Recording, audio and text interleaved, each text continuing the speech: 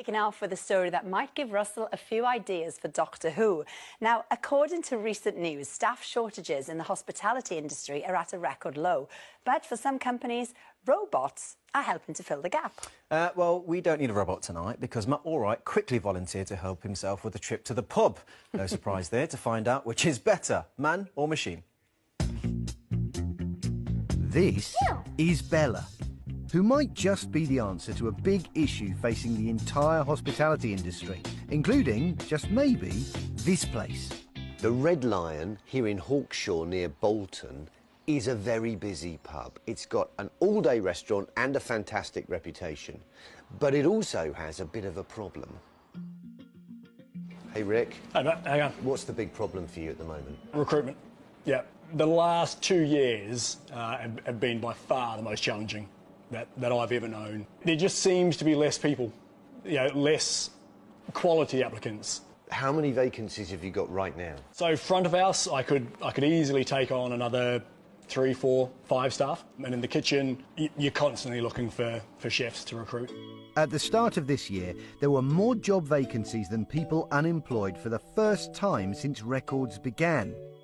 And this lack of people power is having an effect on the hospitality industry's bottom line. We just simply don't have enough people in the country to fill all the jobs across the economy that need doing.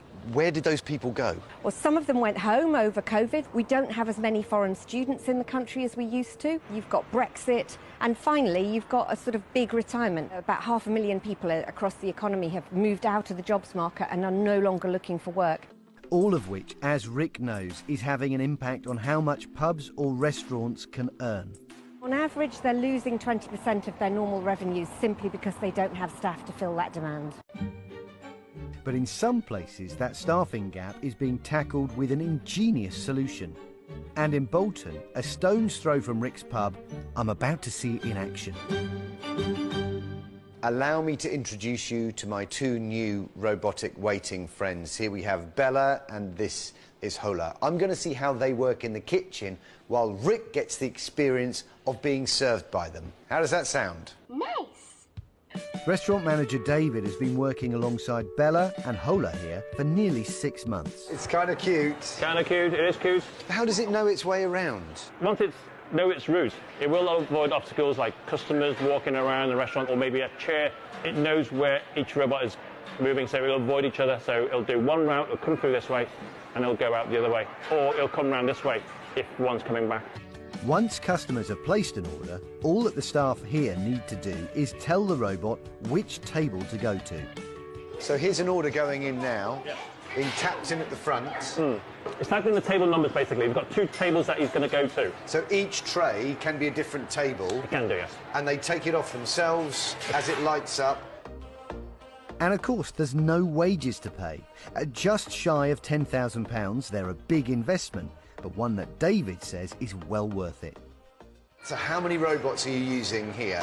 3. And how many staff would be required to do that work otherwise? Probably around about 7. Wow. Time to see what Rick thought of his dining experience. Hey, Rick. Hey Wow. Matt, hang on. You got your food then? Yeah, it's great. And the service, how did that work out? Yeah, to be honest, I probably enjoyed it more than I thought I would. So we're talking about £10,000 for one of these machines. Yep. Would that make sense financially for you if you could make it work somehow? Yeah, it would. Because ultimately that's a one-off cost. You don't have to spend time training. You don't have the robots calling in sick. So in the long term, the benefit would be there. Take those robots and put them into your pub. Yeah. What would happen? Would it work? No. The idea behind it and replacing a staff member works, but the reason you go to a pub is for the social interaction, and you miss that with a robot. Many people worry that their job could one day be done by robots. But if there aren't the people to do the jobs, we will need to find some sort of solution. As for social interaction, well, maybe we should give them more of a chance on that one. Do you enjoy working at the restaurant? What's that like? Do you follow sport at all? You a football fan?